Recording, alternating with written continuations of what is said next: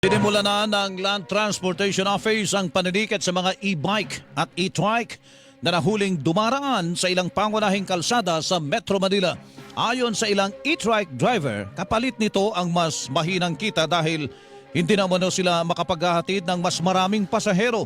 Ayon kay LTO Chief Assistant Secretary Marcos Lacanilao, 1,000 piso ang multa para sa obstruction of traffic at sa susunod ay may impound na ang mga sasakyan.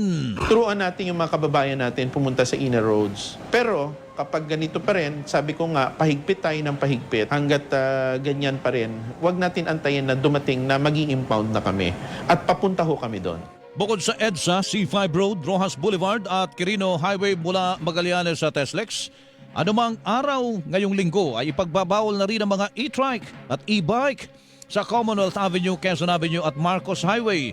Sa ngayon, binabalangkas na ng Department of Transportation ang Joint Memorandum Circular para sa mga panuntunan sa mga e-trike at e-bike. Yung guidelines yung sa registration nila, yung pagla-license nila para ma-illegal yung mga e-trikes at e-bikes na yan. At saka mas malinaw kung saan pang mga areas silang pagbabawalan.